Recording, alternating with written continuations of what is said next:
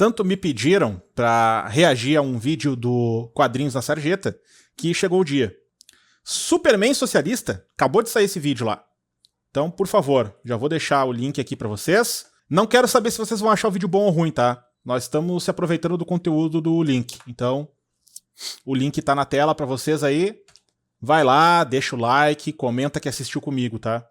Um super-herói socialista, Superman do povão e a crise do liberalismo. Vamos ver. Superman é um super-herói socialista e eu posso provar. Você já deve ter acompanhado aqui no canal uma série de vídeos sobre a política dos super-heróis. Eu já comentei aqui o quanto que a origem deles está para uma série de pesquisadores ligada ao fascismo. Porém, há quem fale que os super-heróis têm uma genealogia política um pouco mais sofisticada e que não dá pra simplesmente jogá-los na pecha de reaça. E como eu já falei aqui em outros vídeos, eu concordo com isso. Eu acho que a gente precisa analisar de uma maneira um pouco mais rica quem são esses caras marombados de Colan. E pra...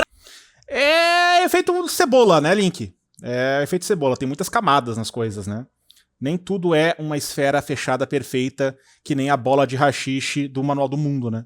Pra já chegar chutando a porta, eu vou mostrar pra vocês que o Superman, sim, o primeiro super-herói, ali criado em 1938, pois bem, ele já era um super-herói socialista? Será? Obviamente, ao longo desse vídeo aqui eu vou ter que falar um pouco sobre socialismo, sobre o conceito da época e sobre as primeiras histórias do Superman. Assim como vai valer a pena eu comentar aqui a revisão desse Superman original feito por Grant Morrison, ou pela Grant Morrison, hoje ele é uma pessoa não binária, e que saiu originalmente em 2011 na revista Action Comics. Eu vou falar um pouco disso ao longo do vídeo. E mais especificamente eu vou me deter nas duas primeiras histórias do Superman, ali de 38 mesmo, que eu acho que a galera não anda lendo, né? O pessoal sai falando um monte de abobrinha aí sobre o Superman, mas era bom dar uma olhada lá nas primeiras histórias. Vai ser a partir disso tudo que daí eu vou poder jogar a pergunta. Superman é socialista? Mas antes da gente adentrar uma questão extremamente cabeluda, esse trocadilho comigo nunca fica legal, eu peço que você curta o vídeo se estiver curtindo, se inscreva caso seja novo por aqui e compartilhe. O canal agora está finalmente começando 2023, tudo que você viu antes já tinha sido gravado, então esse é o primeiro vídeo do ano,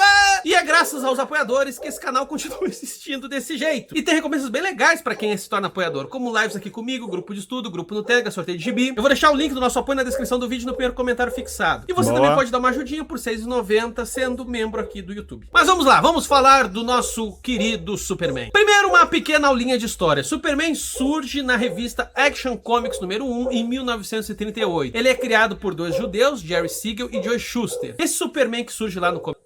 Já tem um elemento aí, né? Talvez. Em 38 nós não tínhamos ainda todo aquele aparato nazi focado na solução final. Mas o antissemitismo já era um elemento muito forte na Alemanha, principalmente, né? Comecinho é muito lembrado por ser diferente em relação aos seus superpoderes. Daí que vem esses videozinhos de curiosidade. Você sabia que o Superman no começo não voava? Ele só dava pulos do tamanho de um arranha-céu? E sim, no começo o Superman não voava. A explicação estava mais ligada ao fato de que a gravidade em Krypton era mais forte. Então aqui quando ele dava um pulo ele ia lá pra cima. Enfim, essas explicações pseudocientíficas. Cabe considerar que o Superman surge no contexto da literatura pulp. Tem ali muita influência da ficção científica, mas não vou falar disso aqui nesse vídeo. Assim como eu não vou falar de algo que também sempre é muito usado para ler o Superman, que é a sua origem judaica. Não que isso não seja importante, galera, só que eu acho que muitas vezes é só dada ênfase para isso. Parece que o pessoal só sabe repetir isso, sabe? Do tipo, olha aqui o Superman, veja a sua origem judaica. Você... aqui é o problema de sempre, que nós discutimos inclusive no começo dessa live, né? Essa treta agora do Dave Gilmour com o Roger Waters, né? De o Gilmour tentar pechar o Roger Waters como antissemita simplesmente por ele ser pró-Palestina, né? Aí tu fica fazendo uma análise muito rasa, né? Do tipo, se ele é judeu, ele é antinazista. Calma, né? Não sei, vamos descobrir. Sabia que o Superman é baseado em Moisés? E que depois, só depois, ele virou Jesus Cristo?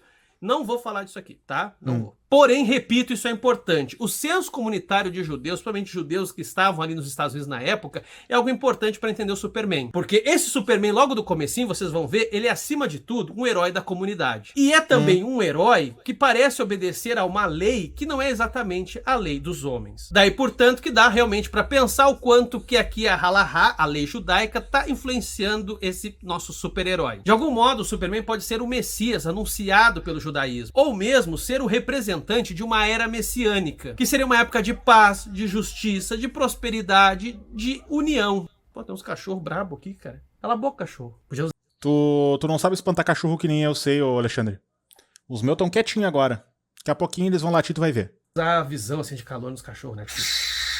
Porém, apesar dessa relevância teológica que eu tô trazendo aqui pra vocês, eu acho que o contexto político ele é muito mais relevante e é dado a ele muito menos atenção. Galera, vamos lá, de novo, aulinha de história basicona, assim, coisa de ensino médio. E em 1929 tem a Grande Depressão, tem a crise econômica, o mundo inteiro quebra. E como vocês devem se lembrar, essa crise começa nos Estados Unidos, na Bolsa de Valores de Nova York. E esse dado aqui, Nova York, é importante porque Metrópolis, a cidade do Superman nos quadrinhos, é uma Nova York com outro nome. Contudo, o que interessa aqui pra nós é entender o seguinte: ao longo dos anos 30, os Estados Unidos continuam com muita dificuldade para se recuperar dessa crise. Algo que, bem dizer, só vai acontecer nos anos 40 por causa da guerra. Sim, vai ser a guerra que vai injetar dinheiro a rodo nos Estados Unidos e, pois bem, daí ele se torna essa potência que nós conhecemos. Mas voltando para os anos 30, a gente tem que considerar algumas coisas. Por causa da crise, começou, obviamente, a ter uma série de problemas econômicos, muita gente ficou desempregada, muita gente começou a passar fome e a violência deu um boom. E repito, isso aconteceu ao longo dos anos 30. Outra coisa que também foi fundamental, mesmo que do ponto de vista estritamente simbólico, foi o New Deal. De novo, aulinha de história basicona. New Deal foi uma série de medidas feitas pelo presidente Roosevelt para fazer pegar no tranco a economia americana. E de novo, galera, eu tô sendo muito sucinto aqui, porque o que tá em jogo aqui é uma política econômica bastante associada a John Keynes, o que viria a ser chamado de keynesianismo e que, dito de uma maneira muito, mas muito tosca, significa o Estado presente na economia. Sim, é preciso o Estado fazer uma série de incentivos, investir em obras públicas, investir em bem-estar social, seguridade para quem está desempregado, uma espécie de Bolsa Família, ou seja, dar um dinheiro para os mais pobres porque esse dinheiro retorna para a economia como um todo cresce, entre outras coisas mais complicadas. Porém, o que Por que choras, Ciranha? a gente tem que prestar atenção aqui é o seguinte: mesmo os Estados Unidos sendo esse avatar do liberalismo, pois bem, nos anos 30 ele dá uma guinada para aquilo que muita gente vai acusar de socialismo. Uma coisa que a gente tem que lembrar é que se existisse Twitter nos anos 30, liberal ia ser sempre massacrado. E eu tô dizendo isso porque a crise de 29 fez com que ideais liberais começassem a ser profundamente questionados à esquerda, mas também à direita. Portanto, já fica a explicação para aquela galera que fala assim: ai, nazismo é de esquerda. Por que nazismo é de esquerda? Ah, é porque se chama nacional-socialismo. Cara, entende? Meu Deus!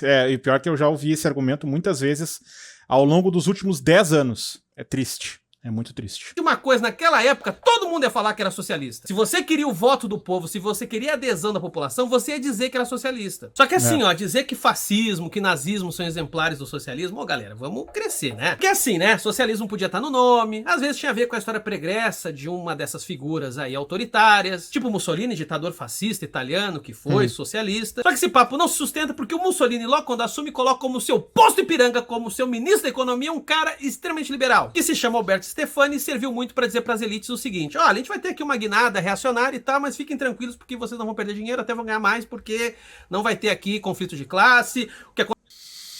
Perfeita analogia, Link. Botou um posto Ipiranga liberal para dizer para a burguesia: confia, né? Alguém lembra dessa fórmula reciclada no Brasil de 2018 a 2022? Mera coincidência, tá? Aconteceu lá na Rússia, não vai acontecer aqui, fiquem tranquilos. Basicamente, o medo dos comunistas serviu para que muito liberal fosse se esconder embaixo da cama dos fascistas. E jamais esqueçamos como um dos gurus dos liberais brasileiros, que é o Mises, o quanto que ele depois se mostrou extremamente simpático ao fascismo, porque entre os fascistas e os comunistas é a melhor fascista. Melhor fascista. Cara, a gente viu um vídeo aqui agora, foi agora, ontem, anteontem. Acho que foi o último Pororoca de Churume do João Carvalho e do Ian Neves. Cara, os textos do Mises são terríveis. Mas sabe o que é terrível? O conceito de terrível foi ressignificado. Os cara escreve muito mal. E a minha declaração sem concordância é proposital. Porque eles ainda por cima colocam vírgula fora de lugar. Cara, é uma desgraça linguística os textos do Mises, cara. E ele precisa dar uma volta argumentativa pra tentar justificar as merdas que ele fala o tempo todo. É incrível, sabe? Assim, ó, é um conteúdinho assim, ó, top pra quem quer mergulhar naquela piscina de resfriamento de usina nuclear que a gente mostrou ontem aqui.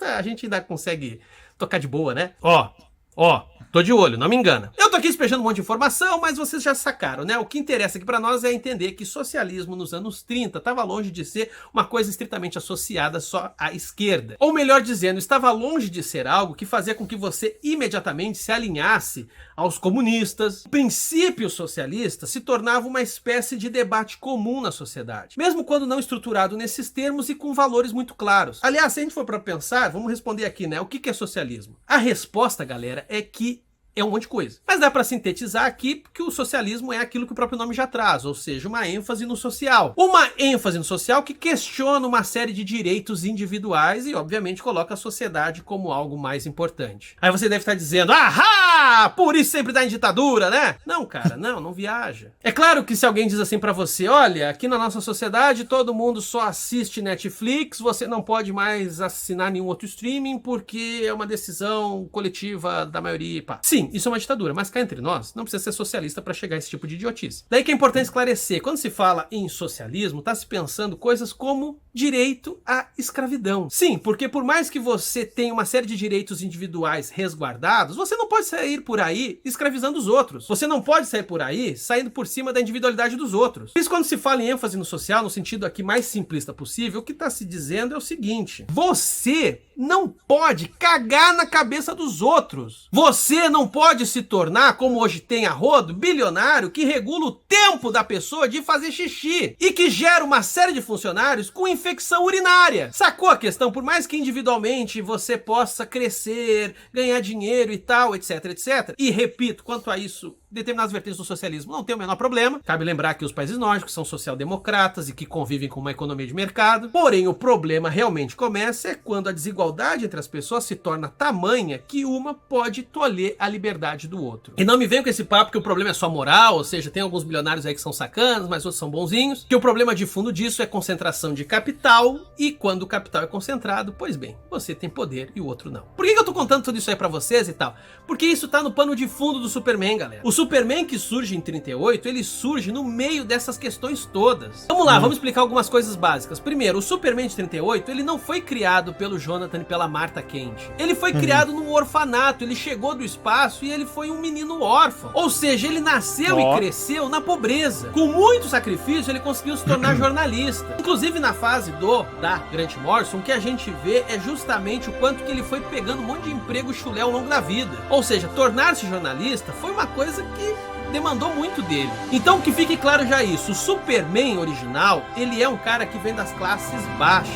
E aí você vai na primeira história dele e já uma série de coisas ficam bem óbvias. Logo no começo a gente acompanha ele invadindo a casa do governador, dizendo: cancele a execução, cancele a pena de morte de determinada mulher, porque quem cometeu esse crime foi outra pessoa, foi outra mulher que eu tô trazendo aqui. O que acaba quase que na base da porrada se resolvendo, ou seja, o Superman invadindo a casa e ameaçando o cara, bem, aí ele vai lá e fala: tá bom, vamos cancelar isso aí, né, porra.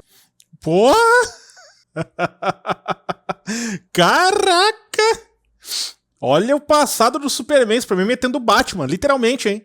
Superman tirando o crachá do Batman, botando em si e indo resolver a treta na porrada.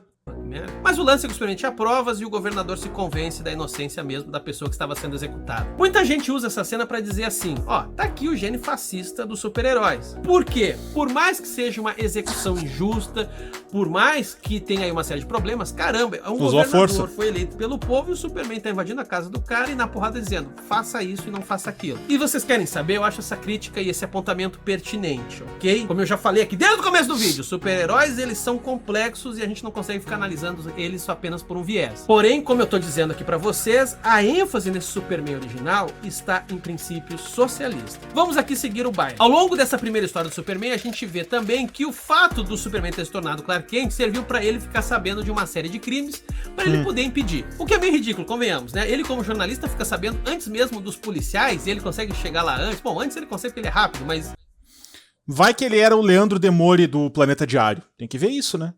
Vai que ele tinha um hacker de Araraquara pra brifar ele com os conteúdinhos. Salame. Enfim, esse negócio de que os jornais ficam sabendo antes mesmo da polícia, sei lá. O ponto é que ele consegue... Tem um episódio da nossa história brasileira em que um jornalista sabia dos crimes antes dos crimes acontecerem e despachava equipes para resolver os crimes antes deles acontecerem, para dar o flagra no momento do cometimento do crime. Alguém já assistiu Bandidos na TV? Netflix? Pois é, já aconteceu. Será? Não é o caso do Clark Kent, né? E ficar sabendo que tem um homem espancando uma mulher. E o Superman vai lá e impede desse cara bater na sua esposa. Seria então esse primeiro Superman uma espécie de proto-feminista, dizendo, olha, você não tem o direito de destratar as mulheres, de agredi-las. Mais feminista que eu, Kent Clark, 1938. Mulher não é uma posse sua. Será? Contudo, o mais revelador que vai aparecer no finalzinho dessa primeira história e se desdobrar na segunda é uma guerra no país sul-americano chamado San Monte, que basicamente é um genérico de qualquer coisa abaixo dos Estados Unidos. O que é interessante aqui nesse arco de histórias envolvendo San Monte é que no momento em que o Clark Kent é chamado para ir cobrir a guerra, sabe pra onde é que ele vai? Vocês querem saber mesmo qual é o primeiro lugar que ele vai? Ele não vai pra San Monte, ele vai pra Washington. Sim, porque ele quer ver exatamente como é que tá operando o lobby da guerra. Porque como vocês bem sabem, né? Toda vez que dá alguma grande merda aqui na América Latina, geralmente tem o dedo dos Estados Unidos. E aí os instintos do Superman se mostram muito bons, porque de fato tem toda uma galera lucrando com essa guerra. Uma galera, cabe dizer, que nem sequer está envolvida na guerra. Olha a ironia, porque depois...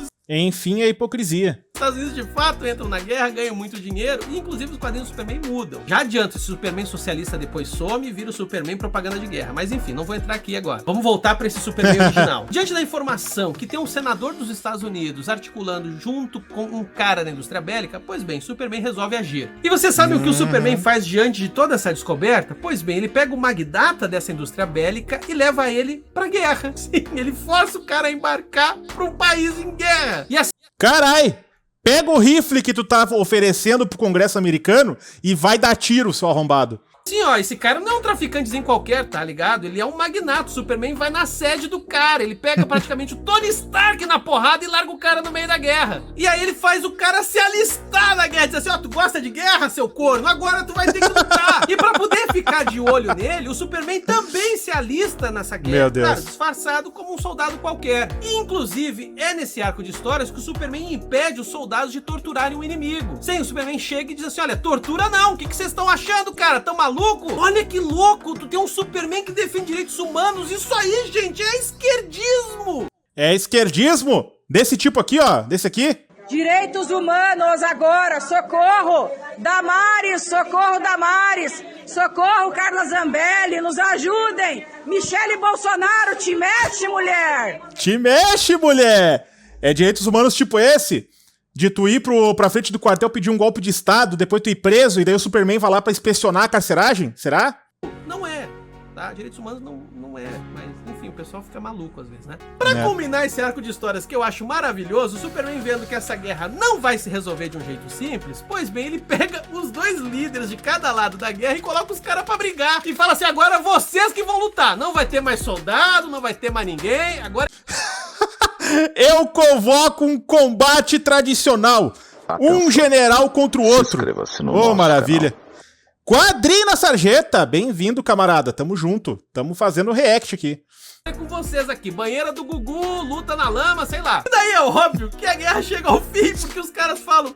Por que a gente tava guerreando mesmo? Gente, isso aqui é maravilhoso, tá? Eu tô me divertindo, porque é muito engraçado. Mas... Abraço, Link. Tamo junto, camarada. À frente, ainda nesse comecinho do Superman, vão ter histórias dele reclamando de coisas como, por exemplo, um senhorio que cobra aluguel muito caro dos seus inquilinos. Basicamente, a bronca do Superman é a seguinte. Cara, você quer cobrar aí o aluguel e tal, tudo bem, é a sua fonte de renda, mas cobra o suficiente para as pessoas conseguirem pagar. Basicamente, o Superman tá dizendo que adianta você ter esse negócio que ninguém pode morar e as pessoas estão na rua passando... Abraço, valeu pela inscrição. Gente, olha só a descoberta. O Superman é o Boulos.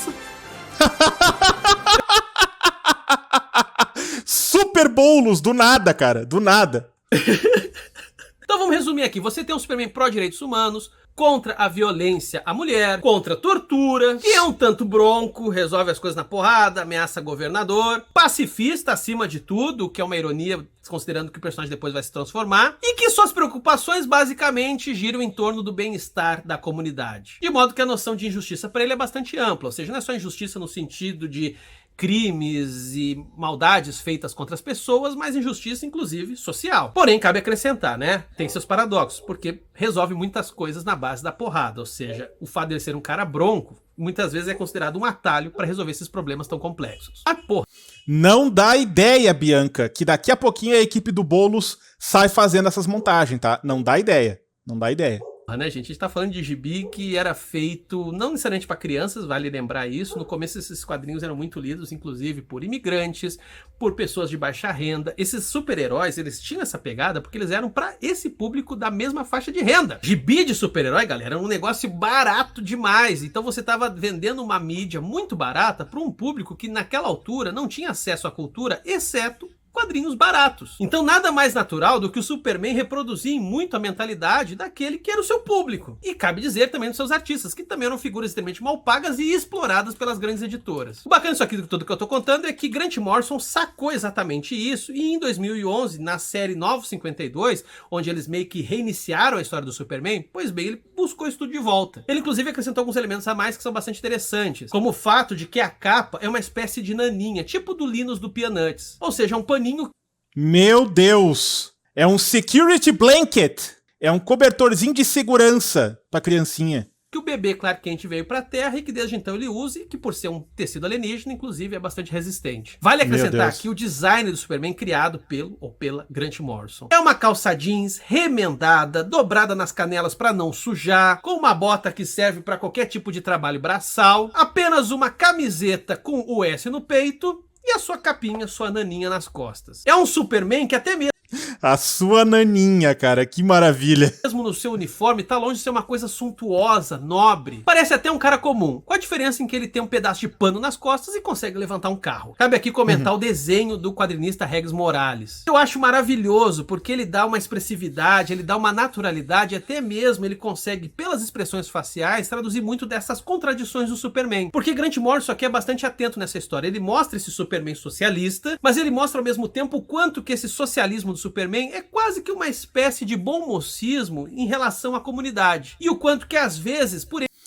Edna Modas rejeitaria esse modelito do Superman. Nada de capa. Lembra o que aconteceu com fulano? Lembra o que aconteceu com o Beltrano? Verdade, bem lembrado. Ele ser muito forte, esse bom mocismo pode se tornar algo muito, muito perigoso. Uma história que eu acho muito boa para ilustrar isso tudo é Action Comics número 10 dessa nova versão de 2011 pela figura do Grant Morrison. Nela a gente acompanha o Superman pegando um cara que fez coisas horrendas com uma menininha. E esse cara, apesar de ser um monstro, ele cuidava com muito carinho dos seus porquinhos da Índia. Da história dá uma elipse, a gente já vê o Superman com seu uniforme mais tradicional, de super-herói, e ele tá numa reunião da Liga da Justiça e ele tá com o que em mãos?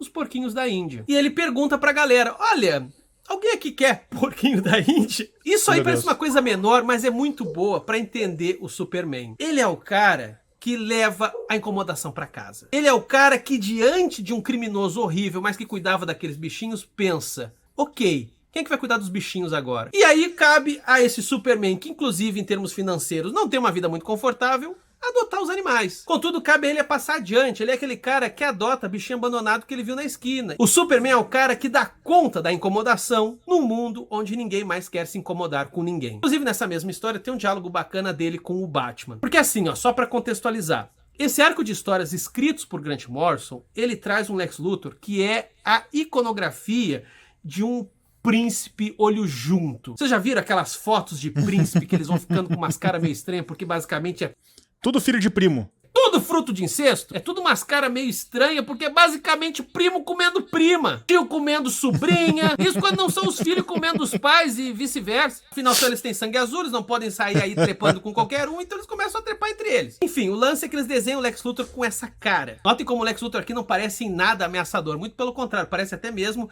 essas figuras frágeis da nobreza, cheia de frescuras e tal. Daí que o Batman, que também é um ricaço, pois bem, aqui ele é tratado como Batman, não tem nada muito diferente. Contudo, o Batman parece ocupar a função aqui nessas histórias do Superman de aristocracia sensata. Veja, não é uma defesa de valores aristocráticos, mas é o quanto que, bom, de vez em quando, até mesmo ricaços podem fazer críticas que são pertinentes. E no caso aqui, a gente vê isso claramente no diálogo entre o Superman e o Batman. Porque o Superman pega e fala assim, caramba, o mundo tá horrível, o mundo tá tendo querendo guerra. E lembre, né? Lá no comecinho o Superman parava guerras botando os caras pra brigar. E portanto que Superman de Grant Morrison também é um cara que pensa assim, pô, eu quero parar a guerra e eu vou meter uma porrada pra parar a guerra. E é o Batman, justamente o Batman que fala pra ele, cara, não faz isso. É justamente o Batman que diz pro Superman que você não pode sair andando por aí como se fosse uma espécie de arma americana promovendo a paz. Eu não vou invadir o país dos outros sem convite algum. Olha, é o Batman que diz isso. É o Batman que cabe uma certa modéstia de dizer, olha, não dá pra gente sair por aí consertando o mundo na porrada diante de problemas que a gente mal compreende.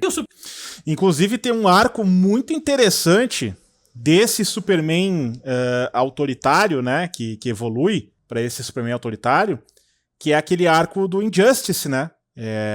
Eu não li, né? Aliás, eu não leio HQ, mas eu joguei o Injustice inteiro. Eu devorei Injustice no Xbox 360 porque eu achei o jogo, a história do jogo maravilhosa, né? Também é um pouco do arco do Batman vs Superman, né? É o Batman vs Superman? Ou é o Liga da Justiça? Eu acho que é Liga da Justiça que aparece. O Injustice, né? Ele parte da seguinte premissa: o Coringa bolou um plano infalível que não falhou e matou a Lois Lane. Com isso, o Superman entrou numa espiral decadente e se tornou extremamente autoritário. E dominou, né, os super-heróis, se tornou um supremacista, basicamente. Um cara que quer evitar todo e qualquer crime, toda e qualquer guerra, né? E daí, com isso, ele resolve tudo na base da porrada. Tem também um arco, que daí é no desenho animado, que apareceu, que eu assisti uma vez. Eu não vou lembrar que desenho que é. Se é o desenho da Liga, deve ser o desenho da Liga mesmo. Em que ele cria, nessa outra realidade, os Lordes da Justiça. Não a Liga da Justiça. Eles são os Lordes, né? São dois arcos diferentes, tá? Mas nos dois dá na mesma. Superman coringando, né? Virando o mestre supremo da paz, né? Superman meio que baixa a cabeça, do tipo, né? Tem razão. Só que ele continua segurando os porquinhos da Índia. Isso, gente, eu acho assim, ó, genial, sacou? Por isso que eu repito, o Superman é um bom moço, de princípios socialistas, mas que é muito perigoso, porque ele é poderoso demais. O mesmo verdade. Motivo que leva ele a cuidar de porquinhos da Índia, pode levar ele a querer salvar populações diante de determinados ditadores ou líderes, mas Imagina se ele toma partido pela Rússia ou pela Ucrânia. Se ele toma partido por Palestina ou Israel, né? Ele é uma arma de dissuasão nuclear. Basicamente, esse é o poderio do Superman, né?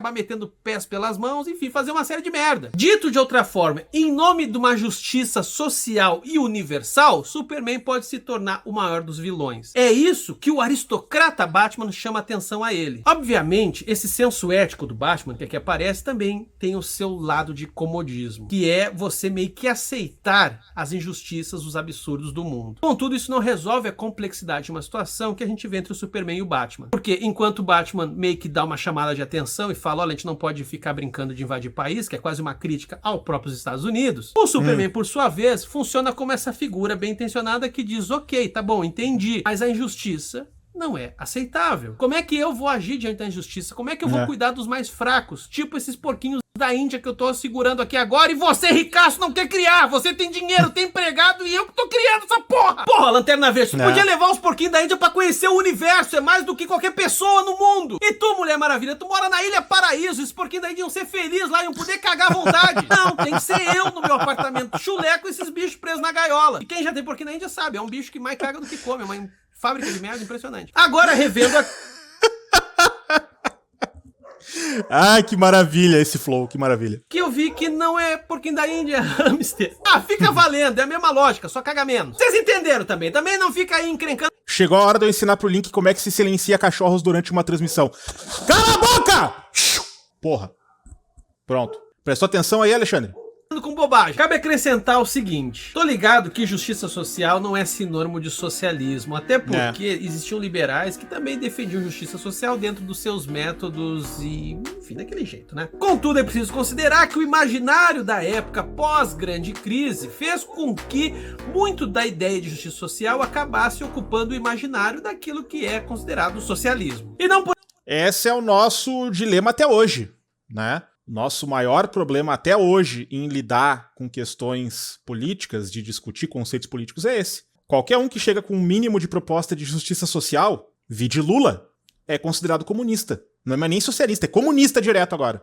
Lula é comunista porque ele quer um Bolsa Família. Por acaso estou trazendo quadrinhos aqui de Grant Morrison que foram produzidos em 2011, logo depois do que? A crise de 2008. E basta vocês fazerem uma rápida pesquisa em blogs e sites de todo tipo, que vocês vão ver o quanto que, novamente, a ideia de justiça social foi um tanto empurrada e associada ao campo da esquerda. Ou seja, mais uma vez, a ideia de justiça social aparece associada de socialismo. E isso tem muito a ver também pelo fato dessa guinada neoliberal que fez com que a direita cada vez mais abraçasse qualquer tipo de destruição do estado de bem-estar social, enfim. É mais complicado, mas esse vídeo aqui é um recorte, ok? Enfim, meu povo, o que eu tô tentando aqui mostrar pra vocês é que o Superman, na sua origem, e isso foi algo muito bem percebido por Grant Morrison, ele é um personagem socialista, mas socialista, inclusive, com as suas contradições. Ele não é um personagem simples, ele não é uma pessoa que você pode filiar a uma vertente política e dizer que ele sempre vai ser coerente a ela. Superman não é coerente a essa vertente política ao longo da sua história e tampouco nessas primeiras histórias. Mas eu insisto, há um princípio socialista que governa as primeiras histórias do Superman e que de certa maneira define em muito o personagem. Algo que Grant Morrison sacou com muita sagacidade e que muita gente finge não ver, né? Agora todo mundo quer fazer a história do Superman malvadão,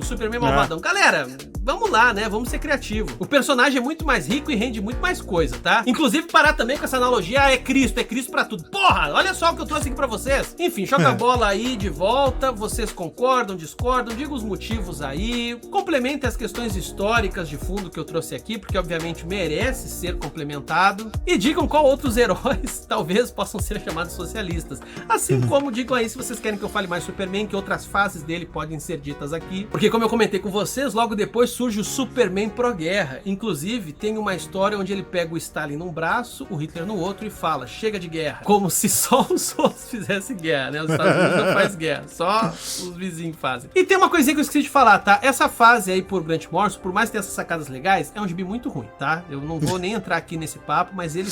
Pô, fez toda uma propaganda, Link. Pô, tem mensagem legal, tem isso, tem aquilo. É uma bosta, tá, gente? Tem um arco de história chatíssimo e tal, ele é bacana por esses elementos pontuados aí, mas como uma história fechada, é um troço tão xarope. Tem uma série de conspirações genéricas, tem um céu com raios vermelhos, que é um negócio que Grant Morrison costuma usar, é bem chinfrinho, mas ao mesmo tempo recomendo por causa dessas questõezinhas todas que eu trouxe. Por mais, como sempre, fica aqui o pedido para que você siga a gente nas nossas outras redes sociais, TikTok, Twitter e Instagram. Obrigado por assistir e um super beijo para você. Mua! Muito bom, cara, muito bom, gostei. Muito obrigado por jogar esse conteúdinho no nosso peito, Alexandre Link. Um grande abraço, um abraço pro canal Quadrinho da Sarjeta como um todo. E tá na hora de vocês cumprirem a ordem do Sérgio. Todo desses caras poderiam entrar no computador, vou ver qual é a ordem do Sérgio. A ordem é clicar nesse link que eu tô spamando no chat pra vocês, tá? E ir no vídeo do Quadrinho da Sarjeta, deixar o like, comentar que assistiu com a gente, tá? E se não tiver inscrito por lá, por favor, né? Vamos se inscrever, vamos fortalecer, né, porra? Tá? Tá dada a ordem. Cumpram.